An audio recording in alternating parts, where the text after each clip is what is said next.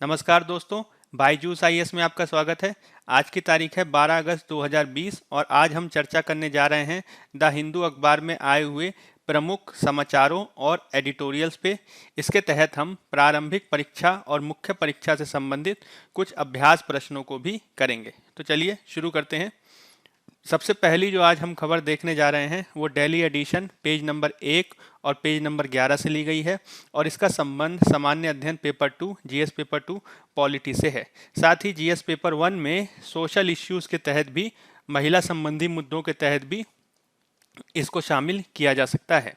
तो इसके तहत सबसे पहले हम ये कोशिश करेंगे कि यह मामला क्या है इसको हम समझें, यानी हम इसके संदर्भ को समझेंगे। संदर्भ को समझने के बाद हम इसकी थोड़ी पृष्ठभूमि समझेंगे, ठीक है, और फिर उसके बाद हम इसके महत्व को समझेंगे। तो सुप्रीम कोर्ट द्वारा हाल में ही एक महत्वपूर्ण फैसला दिया गया है जिसमें यह कहा गया कि जो जो बेटियां हैं उनको भी अब पैतृक संपत्ति में बराबर का दर्जा होगा पुत्र के समान। तो ये एक बेहद ऐतिहासिक फैसला है और इसकी क्या पृष्ठभूमि रही है, ये पूरा मामला क्या है, इसको हम समझेंगे। जिसके तहत हम एक तो कल के फैसले को देखेंगे जिसमें सुप्रीम कोर्ट ने कुछ बात कही है। उसके अलावा जो है इससे पहले भी सुप्रीम कोर्ट ने विशेषकर हिंदू उत्तराधिकार के मामले पर, हिंदू उत्तराधिकार के मसले पर न्यायपालिका और सुप्रीम कोर्ट द्वारा बहुत सारी बातें कही गई हैं, हम उसको भी समझने की कोशिश करेंगे। ठीक है, तो चलिए शुरू करते हैं। इसके अलावा ये वाला पेज नंबर 15 पे भी इससे रिलेटेड एक आर्टिकल आया है। तो ये तीनों के तीनों जो आर्टिकल हैं, हम इन तीनों आर्टिकल्स को समाहित करते हुए इस पूरे मामले को समझने की कोशिश करेंगे। ठीक है, चलिए तो शुरू करते हैं। जैसे कि मैंने आपको बताया कि इसका संदर्भ क्या है, ये खबर क्या है। तो हाल में ही सुप्रीम कोर्ट का फैसला आया है कि जो संयुक्त हिंदू परिवार है उसकी पैतृक संपत्ति पर पुत्रों के समान ही पुत्रियों का भी अब समान जन्म अधिकार होने जा रहा है। ठीक है, उल्लेखनीय है कि 1956 में 1956 में एक कानून लाया गया था जिसका नाम था हिंदू उत्तराधिकार कानून। इसके द्वारा जो पैतृक संपत्ति थी उस पर जो है पुत्रों का अधिकार सुनिश्चित किया गया था, लेकिन पुत्रियों का जो अधिकार है उसके संबंध में भेदभाव परक प्रावधान को समाहित किया गया था। ठीक है, पुत्रियों के संदर्भ में भेदभरक प्रावधान इसमें शामिल थे। यह जो इनजस्टिस थी इसको दूर किया गया 2005 के एक संशोधन के द्वारा, जिसमें पुत्र के समान ही पुत्रियों को भी संपत्ति पे बराबर का अधिकार दिया गया। 2005 के संशोधन के बावजूद जो है बहुत सारी जो असमानताएं थीं वो बरकरार थीं। ठीक है, बहुत सारी जो दिक्कतें थीं वो बनी रह गई थी। इसी को अब बेहतर करने के लिए, इसी को अब हटाने के लिए ये जो 2020 का फैसला है वो 2005 में हुए संशोधन को काफ़ी महत्वपूर्ण बना देता है। तो इसका मतलब क्या हुआ? इसका मतलब ये हुआ कि हमें सबसे पहले तो ये पता होना चाहिए कि 1956 का जो हमारा उत्तराधिकार का कानून है वो क्या है। फिर उसके बाद इसमें 2005 में जो संशोधन हुआ उसको समझने की ज़रूरत है, और उसके बाद फिर जो ये 2020 का जो फैसला है इसको इन दोनों की पृष्ठभूमि में समझने की ज़रूरत है। ठीक है, तो क्या बताया मैंने कि जो कल जो सुप्रीम कोर्ट का फैसला आया है उसमें ये बताया गया है कि जो अब संयुक्त हिंदू परिवार की जो पैतृक संपत्ति है उस पर अब पुत्रों के समान ही पुत्रियों का भी समान जन्म अधिकार होगा। और जो हिंदू उत्तराधिकार कानून 1956 में जो संशोधन हुआ 2005 में, अब वो पूर्ववर्ती प्रभाव से भी लागू होगा। पूर्ववर्ती प्रभाव का मतलब क्या हुआ? तो जो 2005 का जो असमानता की मैं बात कर रहा था, उस असमानता के तहत जो 2005 में जो संशोधन करके पुत्रों के समान संपत्ति पर अधिकार दिया गया, उसमें कुछ प्रश्न खड़े हुए थे। जैसे कि पहला प्रश्न क्या था? तो पहला प्रश्न ये था कि 2005 में जो फैसला आया, अगर उससे पूर्व का कोई मामला है तो उसमें पुत्री का अधिकार होगा अथवा नहीं। दूसरे जो मामला था वो ये मामला था कि अगर पिताजी अगर 2005 तक जीवित नहीं है तो उस स्थिति में जो पुत्री का अधिकार है वो बनता है अथवा नहीं। तो ये कुछ ऐसी असमानताएं थीं ये कुछ ऐसे प्रश्न थे जिनको क्लियर करने के लिए, जिसको सुनिश्चित किए जाने की आवश्यकता थी, और जो सुप्रीम कोर्ट का अब जो जो फैसला है वो इसको काफ़ी कुछ क्लियर करता है। ठीक है, तो पहली बात मैंने आपको क्या बताई कि पहली बात यह है कि अब संयुक्त हिंदू परिवार की पैतृक संपत्ति पर पुत्रों के समान ही पुत्रियों का भी समान जन्म अधिकार होगा। और इसमें जो 2005 का जो संशोधन हुआ है उसकी जो बहुत सारी जो असमानताएं थीं अब उनको भी दूर करने का प्रयास किया गया है, जिसके तहत पहली बात यह है कि जो संशोधन हुआ है 2005 का जो संशोधन है अब वो पूर्ववर्ती प्रभाव से लागू होगा, यानी 2005 के पहले के मामलों पर भी अब पुत्रियों द्वारा क्लेम किया जा सकता है। और दूसरा जो संशोधन इसमें किया गया है वो ये महत्वपूर्ण है कि अगर किसी पुत्री द्वारा जन्म सिद्ध अधिकार को साबित किया जाना है तो उसके लिए पिता का जीवित होना आवश्यक नहीं है। इसके द्वारा सुप्रीम कोर्ट ने अपने 2015 के फैसले को ही बदला है, जिसके माध्यम से उन्होंने ये कहा था कि अगर 2005 से पहले का किसी व्यक्ति को, किसी पुत्री को अब अगर दावा करना है तो पिता का जीवित होना ज़रूरी है। ठीक है, तो इसका मतलब क्या हुआ, इसका मतलब ये हुआ कि अब 2020 के इस फैसले के द्वारा जो पैतृक संपत्ति पर जो पुत्रियों का जो अधिकार है वो अब बहुत ज़्यादा व्यापक हो चुका है। और इस संदर्भ में ये जो फैसला है वो काफ़ी ऐतिहासिक है। ठीक है, तो ये जो पूरी पृष्ठभूमि है ये मैंने आपको बताई।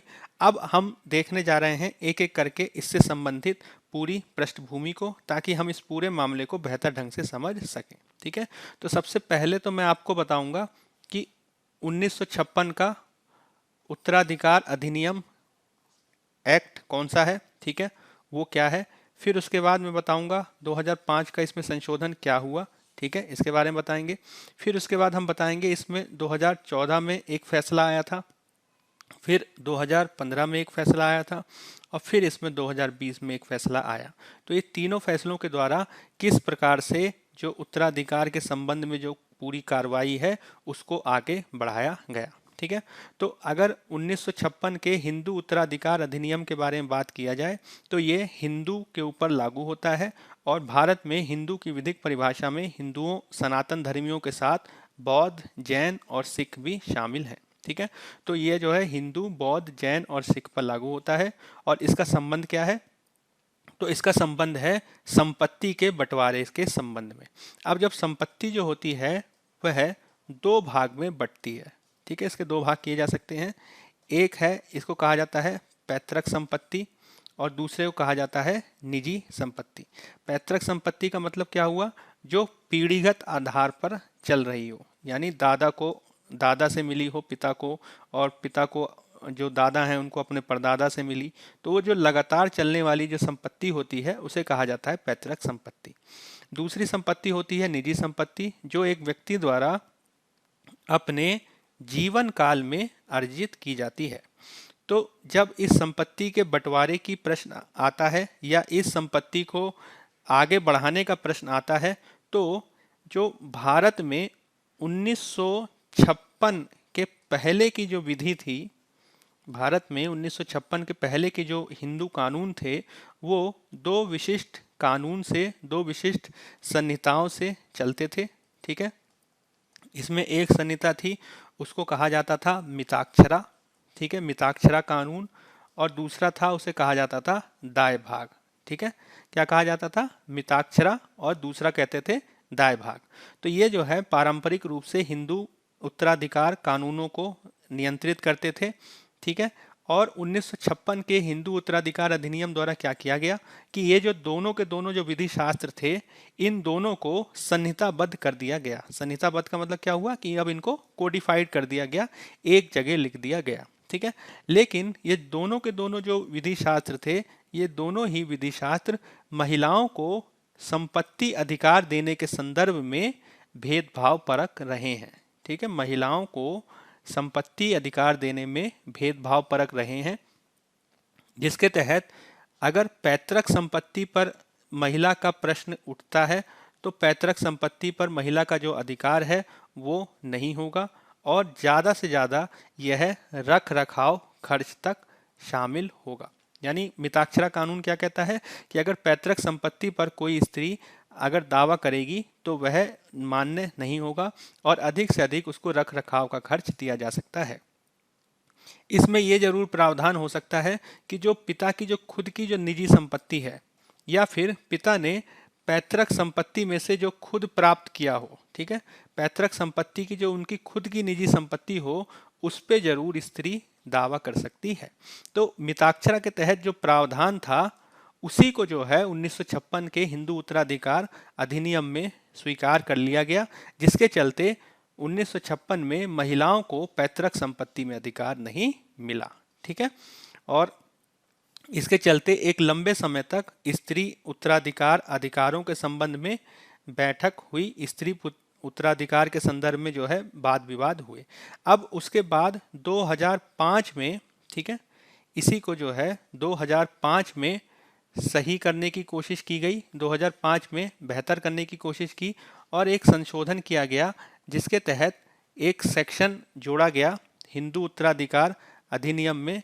एक सेक्शन जो है 1956 वाला जो इसमें कानून था, इसको लागू करके अब संयुक्त हिंदू परिवार की पैतृक संपत्ति पर पुत्रियों के अधिकार को भी मान्यता दी गई। यानी हुआ क्या कि 9 सितंबर 2005 को हिंदू उत्तराधिकार संशोधन अधिनियम 2005 लागू किया गया और जिसमें पुत्रियों के अधिकार को भी मान्यता दी गई संयुक्त हिंदू परिवार में।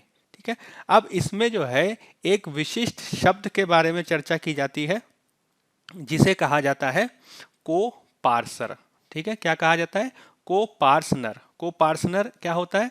इसको हिंदी में कहा जाता है, हिंदी में कहा जाता है सह अंश भागी। ठीक है, सह अंश भागी। तो 1956 का जो हिंदू उत्तराधिकार अधिनियम था और इसमें जो 2005 में संशोधन हुआ उसमें ये कहा गया कि अब पुत्री भी जो है वो पुत्र के जो समान को-पार्सनर होगी। को-पार्सनर का मतलब क्या हुआ कि हिंदू परिवार के वे सदस्य जिनका पैतृक संपत्ति पर समान अधिकार होगा जन्म से ही। ठीक है, या इसको कह सकते हैं जन्म सिद्ध अधिकार, यानी किसी भी संपत्ति पर अधिकार जन्म से ही दावा हो सकता है। अब अगर इसको स्वीकार कर लिया गया तो इसका मतलब यह हुआ कि पिता जीवित रहें अथवा नहीं, या फिर 2005 का जो संशोधन है उसके बाद में दावा किया जाए या पहले दावा किया जाए। ठीक है, अगर जन्म सिद्ध अधिकार को स्वीकार कर लिया जाता है तो इसका मतलब हुआ कि कोई भी पुत्री किसी भी समय जो है अपनी पैतृक संपत्ति पर अधिकार कर सकती है, क्योंकि वो जो है इसको जन्म सिद्ध अधिकार के रूप में अब इसको स्वीकार किया जाएगा। यही कारण है कि अब जो 2005 का जो संशोधन है वो काफ़ी महत्वपूर्ण था। हालांकि इसमें काफ़ी असमानताएं थीं। ठीक है, वही जो दो मैंने असमानताएं बताई, क्या क्या असमानताएं बताई भाई? तो पहला तो यही था कि अगर 2005 में फैसला आया है और अगर इसके पूर्व के मामलों में इसे लागू किया जाएगा तो क्या लागू होना चाहिए। दूसरा बात था कि अगर मान लीजिए पिताजी जीवित नहीं हैं तो क्या पैतृक संपत्ति पर अधिकार का दावा किया जा सकता है अथवा नहीं। इसी को लेकर जो है 2014 में एक फैसला आया था बॉम्बे हाई कोर्ट का, जिसमें उसने कहा कि चूंकि अब स्त्री जो है को-पार्सनर है, ठीक है, स्त्री का दावा जो है जन्म सिद्ध है, ठीक है, जन्म सिद्ध है, अतः 2005 के पूर्व जन्म लेने वाली स्त्रियां भी इसमें अधिकारिणी होंगी। ठीक है, लेकिन पिता का जीवित रहना अथवा ना रहना, इसका जो प्रश्न है वो लगातार विवादित बना रहा था, जिसमें मामला जब 2015 में सुप्रीम कोर्ट में गया तो सुप्रीम कोर्ट ने ये कहा कि पिता का जीवित रहना आवश्यक है पैतृक संपत्ति पे दावा करने के लिए। अब ये जो एनोमेली है, ये जो असमानता है, इसी को अब कल के फैसले द्वारा पलट दिया गया है 2020 के फैसले द्वारा, और अब जो स्त्री है वो को-पार्सनर के दावे के तहत पैतृक संपत्ति में भी अपना दावा कर सकती है। ठीक है, अब इसका मतलब यह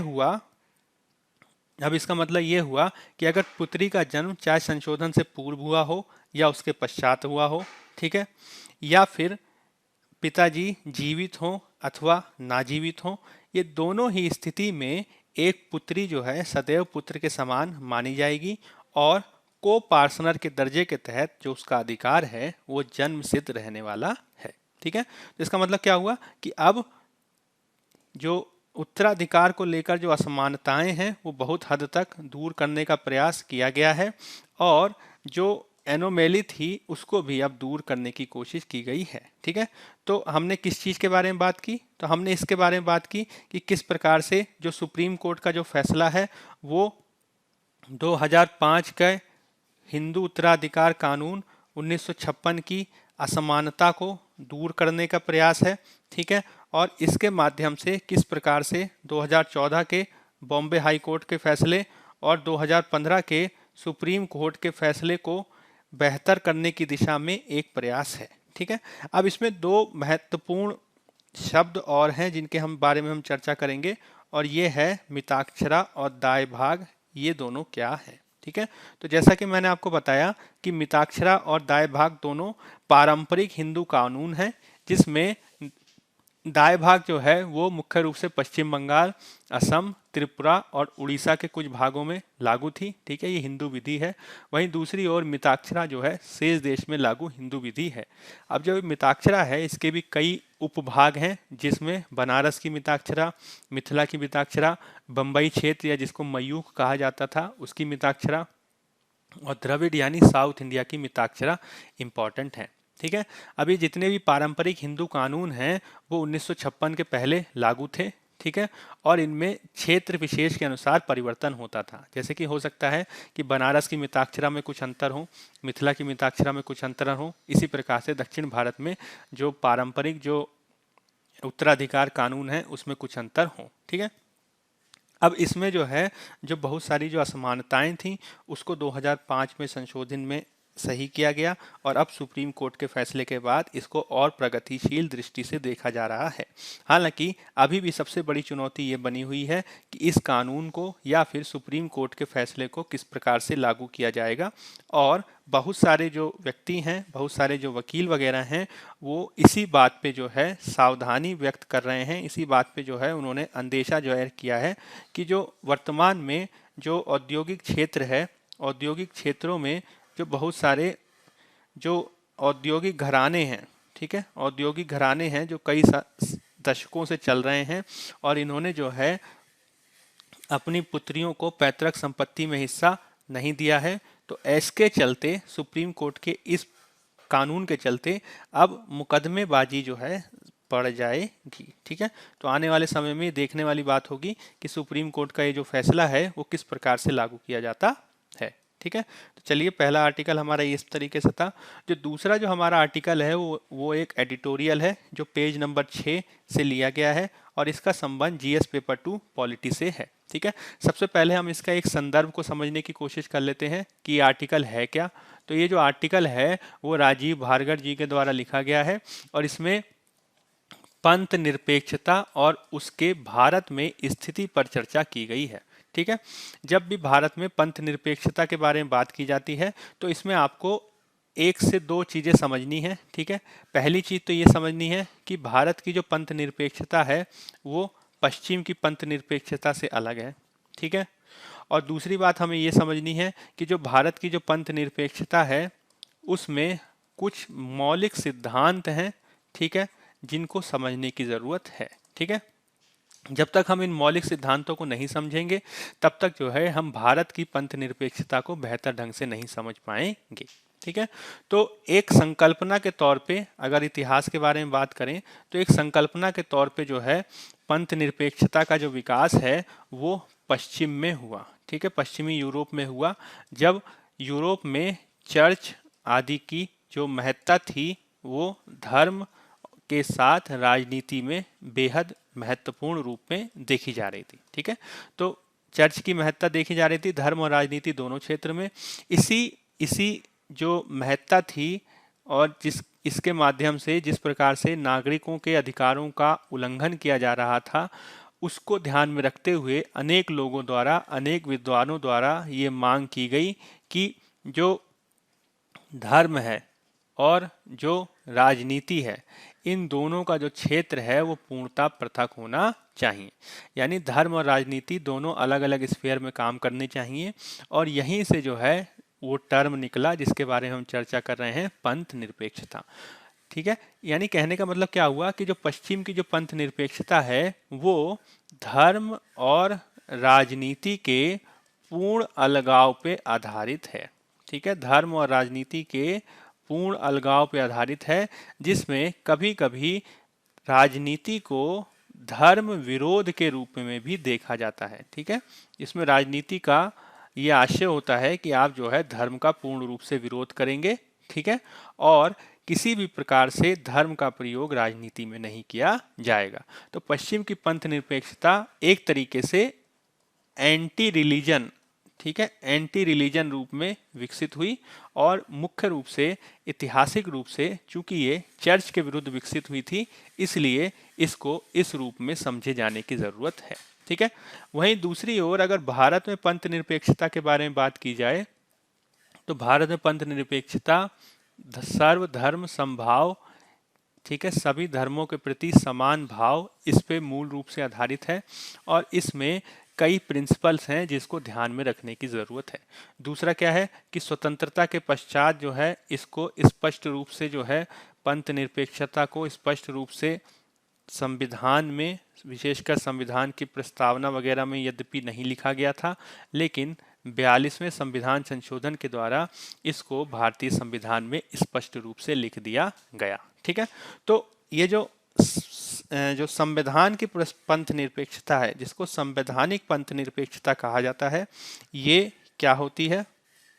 ठीक है, पंथ निरपेक्षता ये क्या होती है, इसके कौन कौन से महत्वपूर्ण सिद्धांत हैं? दो महत्वपूर्ण सिद्धांत हैं, हम इसको देखेंगे, और किस प्रकार के हाल के समय में इस पे लगातार बहस देखी जा रही है और इसके संदर्भ में क्या किए जाने की ज़रूरत है, ये इस पूरे आर्टिकल का विषय है जिसको हम देखने जा रहे हैं। ठीक है, चलिए तो शुरू करते हैं।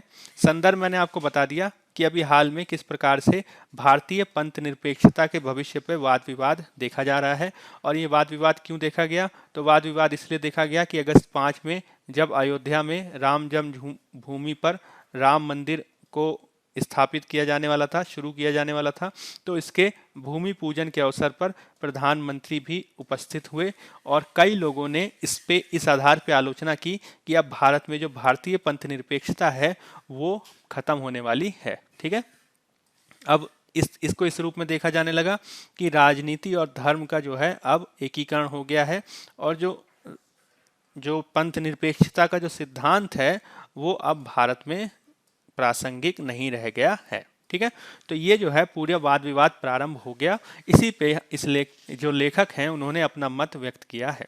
तो लेखक का क्या मत है? तो लेखक ये स्पष्ट रूप से बताते हैं कि जो संविधान की पंथ निरपेक्षता है, जो कॉन्स्टिट्यूशनल सेक्युलरिज्म है, और जो राजनीतिक दलों की जो पंथ निरपेक्षता है, ठीक है, यानी पार्टी पॉलिटिकल सेक्युलरिज्म है, इन दोनों में अंतर करना बहुत ज़्यादा ज़रूरी है। ठीक है, तो लेखक का मत क्या है? लेखक का मत यह है कि भारत में संविधान की पंथ निरपेक्षता अभी भी लगातार बनी हुई है, लेकिन जो दल के स्तर पे जो पंथ निरपेक्षता का पालन है उसका कई बार उल्लंघन होता रहा है, और भारत में सांप्रदायिक राजनीति का एक बहुत बड़ा कारक ये है। ठीक है, तो लेखक ने क्या किया है? लेखक ने ये स्पष्ट करने की कोशिश की है कि किस प्रकार से कॉन्स्टिट्यूशनल जो सेक्युलरिज्म है वो अभी भी भले ही कमजोर जैसा लग रहा हो, लेकिन वो लगातार बना हुआ है, हालांकि दलों में लगातार सांप्रदायिकता बढ़ रही है। ठीक है, अब जब संवैधानिक धर्मनिरपेक्षता या संवैधानिक पंथ निरपेक्षता की बात कही जाती है तो इसमें दो प्रमुख विशेषताएं हैं। ठीक है, ये आपको याद रखना है, और जब भी पंथ निरपेक्षता के प्रश्न आए तो इसको जरूर लिखने की जरूरत है। ठीक है, पहला उसको कहा जाता है सर्वधर्म समभाव, यानी सभी धर्मों के प्रति समान भाव, या ये कह सकते हैं सभी धर्मों का सम्मान।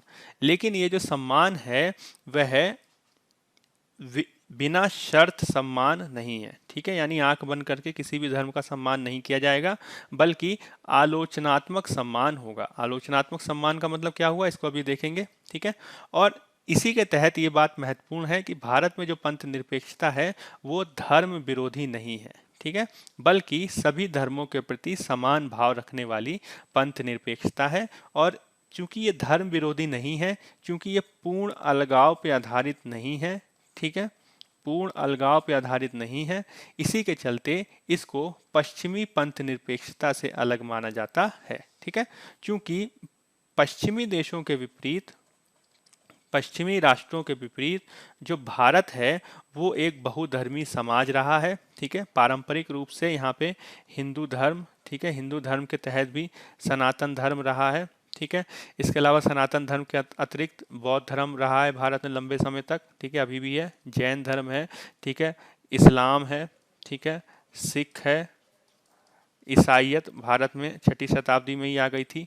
इसके अलावा यहूदी धर्म है। ठीक है, पारसी लोगों का धर्म है। ठीक है, इसका मतलब हुआ कि भारत में इतने सारे धर्मों की विद्यमानता है कि राज्य अगर इन सभी धर्मों के प्रति एक धर्म विरोधी रुख अपना लेगा तो इससे भारत में जो राजनीति है वो करना बहुत मुश्किल हो जाएगा। ठीक है, यही कारण है कि भारत की पृष्ठभूमि में धर्मनिरपेक्षता के अलग मॉडल को अपनाया गया है, जिसमें पहली विशेषता है सर्वधर्म समभाव, जिसमें धर्मों के प्रति आलोचनात्मक सम्मान का भाव रखा जाता है। ये जो धर्मनिरपेक्षता होती है धर्म विरोधी ना होकर बहुधर्मी समाज के अनुरूप होती है। और इसमें B.R. अम्बेडकर के शब्दों में यदि कहा जाए तो इसमें धार्मिक सिद्धांतों और परंपराओं के प्रत्येक पक्ष का सम्मान आवश्यक रूप से नहीं किया जाता है, बल्कि आलोचना के साथ सम्मान करने की परंपरा है।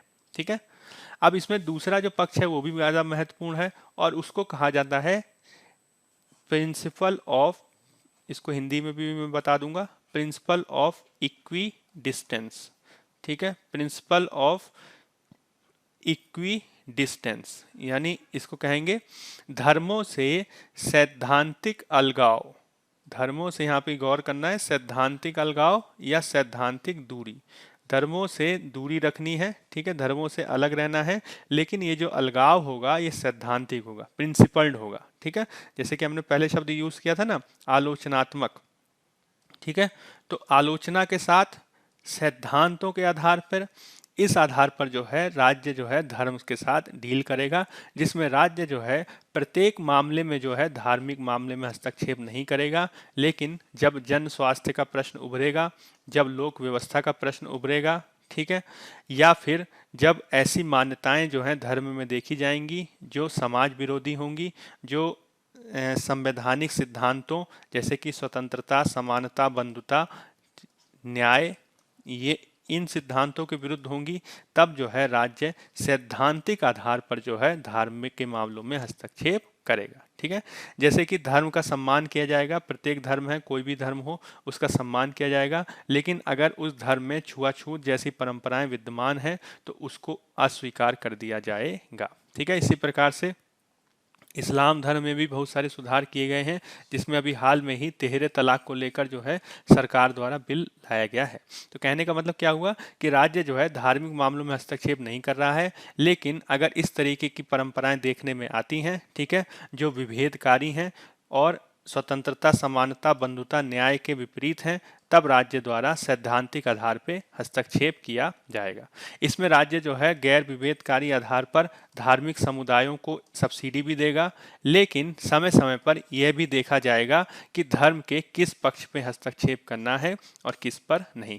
यानी कहने की बात क्या हुई कि भारत में जो पंथ निरपेक्षता है वो काफ़ी गतिशील कॉन्सेप्ट है। ठीक है, काफ़ी डायनेमिक कॉन्सेप्ट है और इसमें केवल सरकार का ही योगदान नहीं है, बल्कि जो समुदाय है, जो कम्युनिटी है, उनका कलेक्टिव योगदान है, जिसमें न्यायपालिका की भूमिका, मीडिया की भूमिका, सिविल सोसाइटी की भूमिका, नागरिक की भूमिका, सबकी भूमिका महत्वपूर्ण है। ठीक है, तो यहाँ पे हमने बात की कॉन्स्टिट्यूशनल सेक्युलरिज्म की। ठीक है, अब हम बात करते हैं पार्टी पॉलिटिकल सेक्युलरिज्म की। ठीक है, यहाँ पे जो है आपको याद रखना है कि किस प्रकार से लेखक ने दो जो है सेक्युलरिज्म के बारे में बात कही है। संवैधानिक पंथ निरपेक्षता जिसके बारे में हमने बात की, अब हम बात करने जा रहे हैं पार्टी या दलीय राजनीतिक पंथ निरपेक्षता की, जिसमें दल किस प्रकार से सांप्रदायिकता को, सेक्युलरिज्म को देखते हैं, इस पे हम बात करेंगे। ठीक है, तो लेखक के अनुसार जो पार्टी पॉलिटिकल सेक्युलरिज्म है वो संवैधानिक सेक्युलरिज्म के एकदम विपरीत है। ठीक है, इसमें सभी राजनीतिक दल, ठीक है, कोई एक राजनीतिक दल इसमें शामिल नहीं है, सारे के सारे राजनीतिक दल जो हैं वो सेक्युलरिज्म का प्रयोग कर रहे हैं अपने वोट बैंक की राजनीति के लिए। ठीक है, इसको समझने की ज़रूरत है। और यह जो वोट बैंक की राजनीति है वो स्वतंत्रता समानता का जो प्रिंसिपल्ड डिस्टेंस का जो सिद्धांत है कि हम जो है स्वतंत्रता समानता बंधुता न्याय जन स्वास्थ्य लोक व्यवस्था आदि के आधार पर ही हस्तक्षेप करेंगे, वो जो है उससे बहुत दूर है और मात्र वोट बैंक की राजनीति के आधार पर जो है दल पॉलिटिक्स करने लगते हैं। ठीक है, इसमें धर्मों के आलोचनात्मक सम्मान ना करके चरमपंथ को बढ़ावा दिया जाता है। ठीक है, और यही कारण है कि इससे सांप्रदायिकता का उत्थान होता है। ठीक है, ये जो सांप्रदायिकता है ये भारत की ऐतिहासिक रूप से समस्या रही है, यह अभी की समस्या नहीं है, जिसमें अंग्रेजों द्वारा बांटो और राज करो की नीति को अपनाया गया था और ये स्वतंत्रता के बाद अभी भी जारी है और धर्म इसका एक महत्वपूर्ण अस्त्र है जिसको समझने की जरूरत है। ठीक है, इसमें हम देखते क्या है कि इसमें जो है सभी धर्मों का सम्मान करने के स्थान पर मेजोरिटेरियन का सम्मान, यानी जिस दल का शासन है वही जो है अपने हिसाब से विविध दलों को विभिन्न धर्मों का सम्मान करता दिखाई देता है और इसमें जो है आलोचना ना करके महिमा मंडन किया जाता है। ठीक है, इसको कई बार जो है लोग तुष्टीकरण की राजनीति के रूप में भी देखते हैं। ठीक है, जिसमें किसी विशिष्ट धर्म का विभिन्न राजनीतिक दलों द्वारा तुष्टीकरण किया जाता है ताकि वोट बैंक की राजनीति के जरिए वो जो है अपने को सत्ता में बनाए रख सकें। ठीक है, अब लेखक के अनुसार ये जो जो पार्टी पॉलिटिकल की जो सेक्युलरिज्म है उससे भारत की संवैधानिक सेक्युलरिज्म को लगातार झटका लगाता रहा है, लेकिन इसका पुनर्जीवन लगातार संभव है। क्यों संभव है? क्योंकि भारत में हजारों साल पुरानी बहुलतावादी परंपराएं रही हैं जिसमें हजारों साल से भारत में विदेशी हमले हुए हैं। ठीक है, हजारों साल से भारत में विदेशी लोग आए, हजारों साल से भारत में बाहर से हमले होते रहे, इसके बावजूद जो है भारत में जो सेक्युलरिज्म की परंपरा है वो बरकरार रही है। यही कारण है कि आज भले ही ये आलोचना के आधार पे किया कहा जाता रहा हो कि भारत में जो संवैधानिक जो सेक्युलरिज्म है वो समाप्त होता नजर आया है, लेकिन लेखक के अनुसार जो है वो समाप्त नहीं हुआ है और इसका जो पुनर्जीवन है वो लगातार संभव है। ठीक है, अब इसमें जो है ये चीज महत्वपूर्ण है कि ये जो संवैधानिक सेक्युलरिज्म है इसको आगे कैसे बढ़ाया जाए। तो लेखक के अनुसार इसमें दो कारक महत्वपूर्ण है जिसको ध्यान में रखने की जरूरत है। ठीक है, तो पहला कारक क्या है? तो पहला कारक यह है कि हमें जो है सामाजिक धार्मिक सुधार आंदोलन जो है उनकी गति को आगे बढ़ाने की जरूरत है। प्रत्येक जो धर्म है, प्रत्येक धर्म में कुछ बुराइयां होती हैं। ठीक है, और अगर इन बुराइयों को दूर करने के लिए धर्मों के भीतर से ही सुधार को आगे बढ़ाया जाए तो प्रत्येक धर्म में सामाजिक धार्मिक सुधार आंदोलन की गति को तीव्रता से आगे बढ़ाया जा सकता है। ठीक है, ऐतिहासिक आधार पर बी.आर. अम्बेडकर और जवाहरलाल नेहरू जैसे जो विद्वान रहे हैं उनका भी ये मत है जिनके अनुसार हमें बहुसंख्यक अल्पसंख्यक का जो सिंड्रोम है जिसमें बहुसंख्यक अल्पसंख्यकों के प्रति जो है घृणा का भाव रखते हैं और अल्पसंख्यक जो है बहुसंख्यकों को जो है शंका के दृष्टिकोण से देखते हैं। तो अंबेडकर और जवाहरलाल नेहरू जैसे विद्वानों के अनुसार हमें इस सिंड्रोम से बाहर आने की ज़रूरत है। और अगर किसी समुदाय में दूरी बन भी रही है, ठीक है, अगर दो समुदाय जो हैं आपस में रहने को तैयार नहीं है, फिर भी हमें ये कोशिश करनी चाहिए कि समुदाय खुद जो है अपने को इंट्रोस्पेक्ट करें, खुद ही अपने अंदर से बदलावों को आवाज़ों को आगे बढ़ाएं ताकि आंतरिक जो बदलाव है वो सशक्त हो सके। ठीक है, तो कहने की बात क्या है कि हमें सामाजिक धार्मिक सुधार आंदोलनों को गति देने की ज़रूरत है ताकि अंदर से ही सुधार हो सके। और इस संदर्भ में यूरोप के उदाहरण को दिया जा सकता है, जैसे कि मैंने आपको बताया कि चर्च की बुराइयों के विरुद्ध जो है यूरोप में विविध सामाजिक धार्मिक सुधार आंदोलनों का जन्म हुआ। पंथ निरपेक्षता की मांग जो है तीव्रता से की गई, लेकिन जब ये पंथ निरपेक्षता की मांग की गई तब जो सामाजिक धार्मिक सुधार आंदोलन था उसमें खुद से आवाज निकाली गई कि हमें जो है अपने धर्म में सुधार की जरूरत है। ठीक है, यही कारण है कि कैथोलिक धर्म में ही बहुत सारे सुधार हुए। ठीक है, और इसको भारत में भी लागू किए जाने की आवश्यकता है, जिसके कोर प्रिंसिपल होने चाहिए स्वतंत्रता, समानता, बंधुता और न्याय। ठीक है, तो कहने की बात क्या है कि संवैधानिक पंथ निरपेक्षता भारत में बनी रहे, इसके लिए बेहद आवश्यक है कि सामाजिक धार्मिक सुधार आंदोलनों के द्वारा विविध जो धर्म हैं उनको सुधार करने की दिशा में काम किया जाए। इसके तहत हमें अल्पसंख्यक, दलित, महिलाओं, इन पर विशेष बल देने की आवश्यकता है और पिछले अनुभवों से सीख के आगे बढ़ने की ज़रूरत है। किस प्रकार से भारत में सांप्रदायिकता जो है एक बहुत बड़ी चुनौती रही और किस प्रकार से इसने भारत के विभाजन को प्रशस्त किया, इसको ध्यान में रख के हमें ये बात ध्यान देनी है कि सांप्रदायिकता या जो वोट बैंक की जो राजनीति है वो कहीं फिर से भारत को जो है अलग अलग हिस्सों में विलगाव की तरफ ना ले जाए। ठीक है, अलग अलग हिस्सों में विलगाव की राजनीति को बढ़ावा ना दे। ठीक है, इसके तहत धर्मों के भीतर सामाजिक सुधार आंदोलन की गति को तेज करना है और बाहर से बदलाव ना लेके अंदर से बदलाव पे बल देना है। और यह जो पूरा जो बदलाव आने वाला है उसमें बुद्धिजीवी वर्ग और युवा वर्ग की महत्वपूर्ण भूमिका होनी चाहिए। ठीक है, तो ये जो पूरा जो कॉन्सेप्ट है पंथ निरपेक्षता का कॉन्सेप्ट, इसको हमने सीखा और साथ ही हमने ये सीखा कि संवैधानिक धर्म निरपेक्षता या पंथ निरपेक्षता को आगे बढ़ाने के लिए क्या किए जाने की जरूरत है। ठीक है, चलिए अब अगला आर्टिकल देख लेते हैं। अगला आर्टिकल जो है पेज नंबर 6 से लिया गया है, जीएस पेपर 3 इकोनॉमी से इसका संबंध है। ठीक है, इसको ज्योग्राफी से भी जोड़ा जा सकता है और इसमें इसका संदर्भ क्या है ये मैं आपको बता देता हूँ।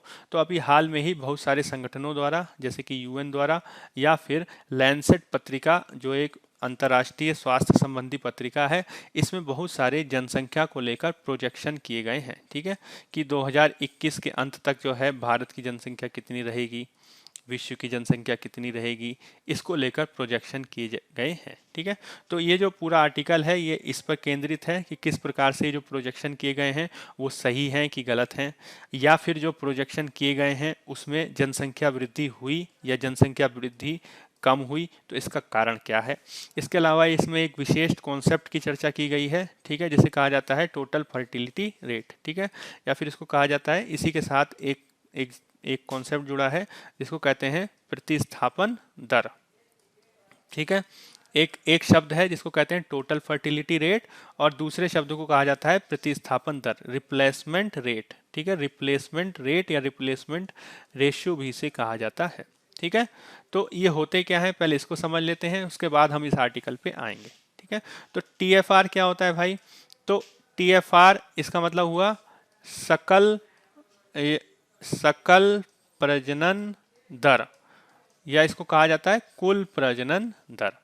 टीएफआर टोटल फर्टिलिटी रेट क्या है, तो किसी महिला के जो प्रजनन चक्र है, ठीक है, जब वो बच्चे पैदा करने की स्थिति में होती हैं तो किसी महिला के प्रजनन चक्र में या प्रजनन वाली आयु में, किसी महिला के संपूर्ण प्रजनन आयु में एक अनुमान लगाया जाता है कि वो अपने जीवन काल में जब वो अपने प्रजनन आयु में होंगी तब वो कितने बच्चे पैदा कर पाने में सक्षम हैं। ठीक है, या फिर जो स्थितियां बनी हुई हैं उसमें एक महिला औसतन कितने बच्चे पैदा कर रही हैं। ठीक है, तो ये एक प्रोजेक्शन है, एक ये अनुमान है जिसके माध्यम से किसी देश में या किसी क्षेत्र में किसी महिला द्वारा पैदा किए जाने वाले बच्चों की औसत को अनुमान लगाया जाता है।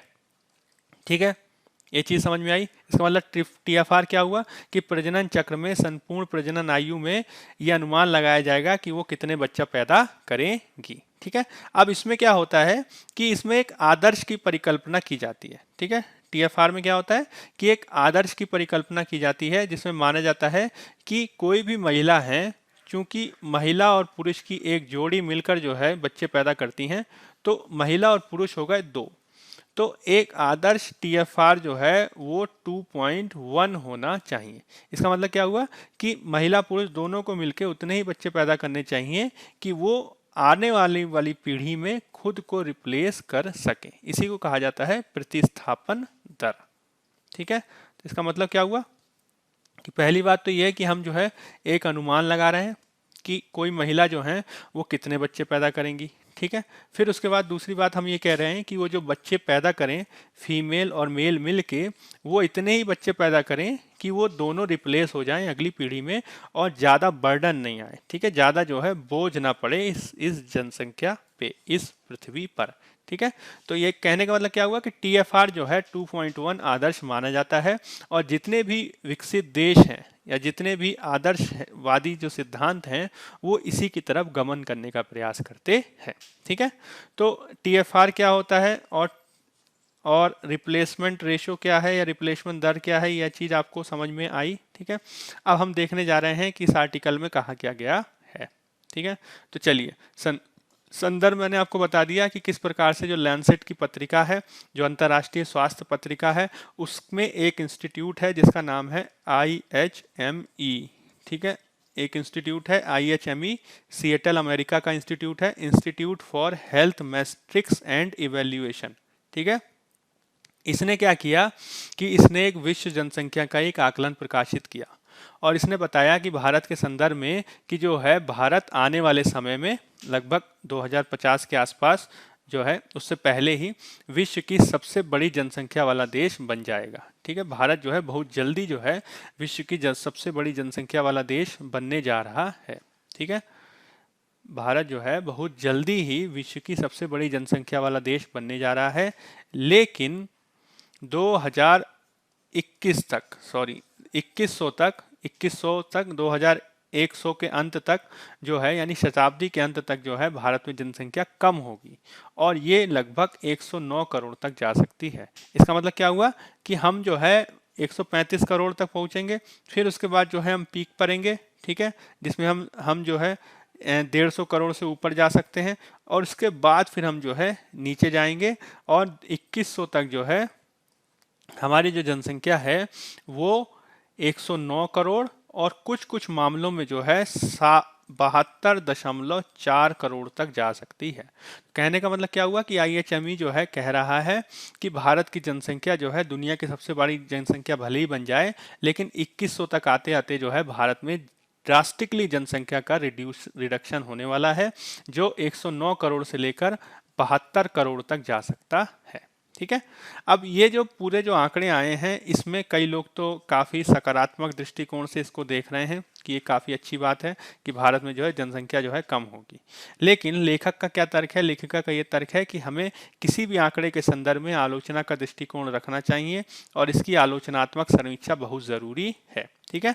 इसके लिए जो है उन्होंने एक उदाहरण दिया है कि यही जो संस्थान है IHME, जिसने ये आंकड़े प्रकाशित किए हैं, इसने मार्च 2020 में US को लेकर एक आकलन किया था कि कोविड-19 से यहाँ पे 81,000 लोग मरने वाले हैं अगस्त तक।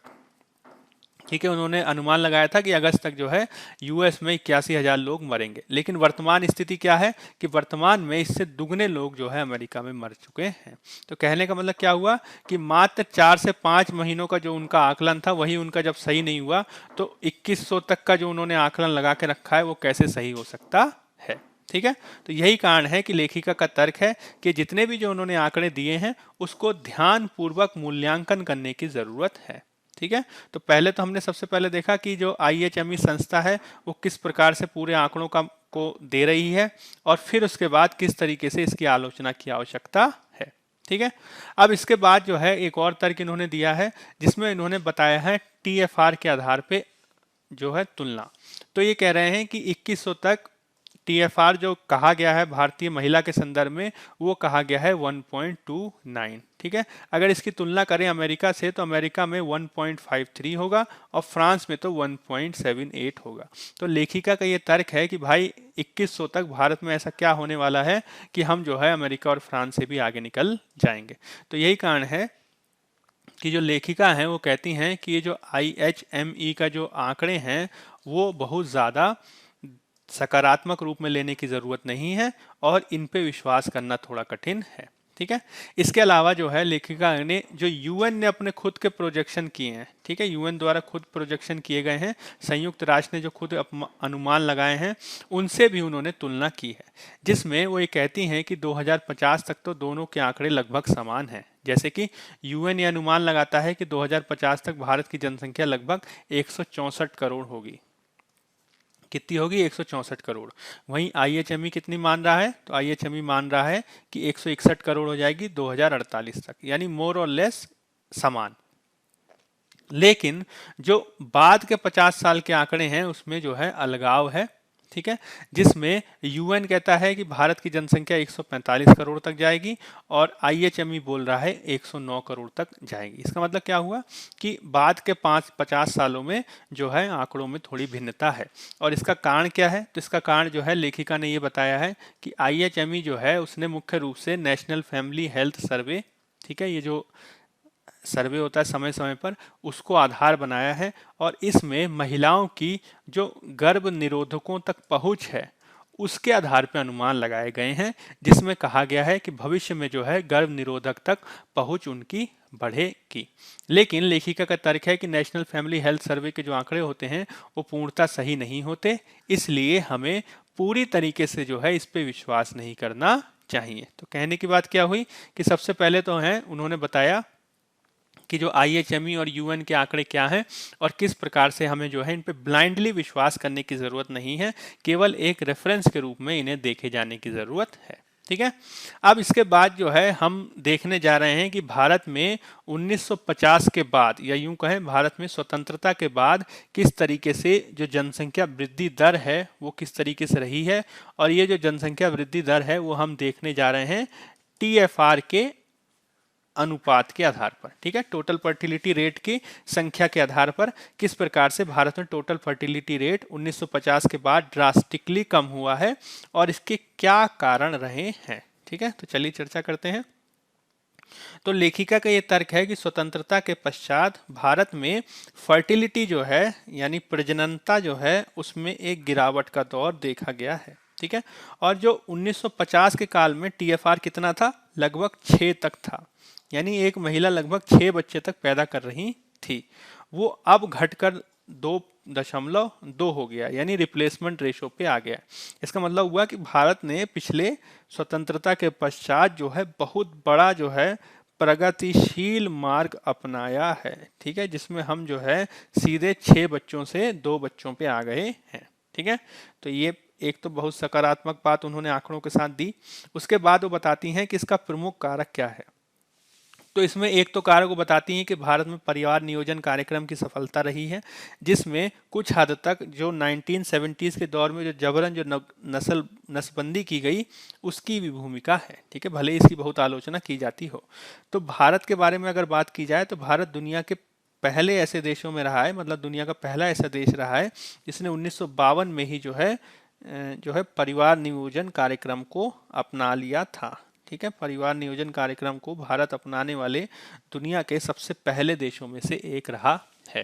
ठीक है, और इसका एक परिणाम ये हुआ कि 1960 के दशक की तुलना में 1980 में भारत में टीएफआर में टोटल फर्टिलिटी रेट में 17% की गिरावट देखी गई, जिसके चलते 1960 में जो टीएफआर 6 से घट के जो 5.9 हुआ था वो 1980 तक आते आते 4.9 पे आ गया। ठीक है, आगे चलकर इसमें और गिरावट हुई, जिसमें 1952 से 2015 के काल में 35% गिरावट इसमें देखी गई, जो 3.4 से 2.2 हो गया। इसका मतलब क्या हुआ कि हमने 6 से शुरू किया था और अब हम आ गए 2.2 पे। और इसमें कारक क्या है? तो एक तो परिवार नियोजन की भूमिका कह सकते हैं, जो हमने 1952 में एक कार्यक्रम शुरू किया। ठीक है, उसके बाद इसमें जो है नसबंदी वगैरह की भूमिका भी महत्वपूर्ण है। ठीक है, एक तो ये हो गया। अब इसमें जो है एक महत्वपूर्ण दृष्टिकोण है। ठीक है, जिसको कहा जाता है, इसको भी समझ लेते हैं, कैरट व स्टिक अप्रोच। ठीक है, कैरट व स्टिक अप्रोच यानी पुरस्कार दो और दंड दो। तो परिवार नियोजन के संबंध में भी इसको अपनाया गया है, जिसमें कैरट के संदर्भ में जो है व्यक्ति ने अगर मान लीजिए नसबंदी कराई तो उसको पैसा दिया जाता था, अभी भी दिया जाता है। इसके अलावा जो है कॉन्डम्स वगैरह जो हैं उन तक पहुँच व्यक्ति की बढ़ाने की कोशिश की गई। इसके अलावा महिलाओं में आईयूडी डिवाइस इसकी उपलब्धता के लिए जो आशा वर्कर्स हैं, जो हेल्थ वर्कर्स हैं, उन्होंने जो है रिलेंटलेसली लगातार काम किया है। ठीक है, तो ये सारे जो संसाधन हैं गर्भ निरोधक के संसाधन, इनकी पहुंच बढ़ाने के संदर्भ में जो है कैरेट संबंधी दृष्टिकोण अपनाया गया है, यानी प्रोत्साहन संबंधी दृष्टिकोण अपनाया गया है। और स्टिक अप्रोच के संदर्भ में अगर किसी के 2 से ज़्यादा बच्चे हो रहे हैं, ठीक है, 3 से ज़्यादा बच्चे हो रहे हैं, तो उनको जो है कई सरकारों ने ये कहा कि भाई हम उनको नौकरी नहीं देंगे। कई लोगों ने ये कहा कि उनको जो है छात्रवृत्ति वगैरह नहीं दी जाएगी। कई लोगों ने ये कहा, कई सरकारों ने घोषणा करी कि हम जो है उनको जो छुट्टी मिलती है उसमें छुट्टियां कम हो जाएंगी, उनको मैटरनिटी बेनिफिट्स नहीं मिलेंगे। तो कहने की बात क्या है कि एक तरफ तो परिवार नियोजन के संदर्भ में प्रोत्साहन का दृष्टिकोण भी अपनाया गया और दूसरी तरफ जो है स्टिक का दृष्टिकोण भी अपनाया गया। ठीक है, तो कैरेट और स्टिक दृष्टिकोण, प्रोत्साहन और दंड नीति, ये महत्वपूर्ण है। ठीक है, हालांकि जो 1994 में 1994 में जो है एक काहिरा में, ठीक है, कायरो या जिसे कहते हैं काहिरा, मिस्र की राजधानी में कायरो में कायरो कॉन्फ्रेंस हुआ पॉपुलेशन एंड डेवलपमेंट। ठीक है, जिसमें ये बात कही गई कि हमें जो है लक्षित दृष्टिकोण को छोड़ने की ज़रूरत है और ये जो है लोगों के ऊपर छोड़ना चाहिए कि वो कितने बच्चे पैदा करना चाहते हैं। तो इसके बाद हमने क्या किया कि जो कैरेट और स्टिक दृष्टिकोण है इसको जो है बहुत ज़्यादा स्ट्रिक्टली लागू नहीं किया। ठीक है, लेकिन लेखिका के दृष्टिकोण में कि 1990 के पश्चात जो भारत में सोशियो इकोनॉमिक जो चेंजेस देखे गए हैं उनकी बहुत बड़ी भूमिका रही है परिवार नियोजन के संदर्भ में। ठीक है, तो एक तो परिवार नियोजन के कार्यक्रम, ठीक है, कैरेट और स्टिक दृष्टिकोण। ठीक है, उसके बाद 1990 के काल में जो भारत ने जो एलपीजी की नीति को अपनाया है उसकी बहुत बड़ी भूमिका रही है भारत में टीएफआर नीचे आने में। और वर्तमान में ये स्थिति है कि 18 राज्य और यूटीज में, ठीक है, यूपी नहीं होगा यहाँ पे, यूटी होगा। ठीक है, इसको सही कर लीजिएगा, यूटी। 18 राज्य और यूटीज में जो है जो टोटल फर्टिलिटी रेट है वो 2 से नीचे आ गई है। ठीक है, यानी हम जो है रिप्लेसमेंट रेटों तक पहुंच गए हैं। और इसका बहुत बड़ा जो कारक है, एक तो परिवार नियोजन कार्यक्रमों की सफलता है, वहीं दूसरी ओर बहुत से कारक भी जिम्मेदार हैं। तो कौन कौन से हैं भाई? तो इसमें 1990 के बाद के सामाजिक आर्थिक बदलावों की महत्वपूर्ण भूमिका है। कौन कौन से बदलाव हैं? तो पहला बदलाव ये है कि 1990 के बाद जो है भारत में जो कृषि का जो भारतीय जीवन पे जो स्थान था, या यूं कहें इसको कि जीडीपी में जो कृषि की जो भूमिका थी वो लगातार कम हो रही है। ठीक है, किसी ज़माने में भारत में जीडीपी में कृषि की जीडीपी जो है लगभग 60 से 70% तक स्थान होता था, जो अभी वर्तमान में 15% तक नीचे आ गया है। ठीक है, इसका मतलब क्या हुआ कि कुल उत्पादन यानी जीडीपी में कृषि की भूमिका कम हो रही है। इसी के चलते जो परिवार ज़्यादा बच्चे पैदा करके ज़्यादा श्रमिकों की अपेक्षा रखते थे कि जितने हाथ होंगे उतने काम करेंगे, वो जो है भावना अब कम हो रही है। ठीक है, और लोग अब जो है सिंगल फैमिली या एकल परिवारों की संख्या पे बल दे रहे हैं। इसके साथ ही जो है 1990 के बाद से निजी कंपनियों के आगमन से जो शिक्षा के प्रति जो दृष्टिकोण है वो भी बदला है, और स्कूलों और कॉलेजों में जो नामांकन की जो रेशियो है, ठीक है, जो नामांकन की जो दर है वो बढ़ी है। इसके अलावा एलपीजी के फ़ायदे के चलते बहुत सारे जो सरकारी नौकरियां हैं या सॉफ्टवेयर कंपनीज़ हैं वहाँ पे लोगों की नौकरी लगी है, जिससे उनकी आर्थिक क्षमताएं भी बढ़ी हैं।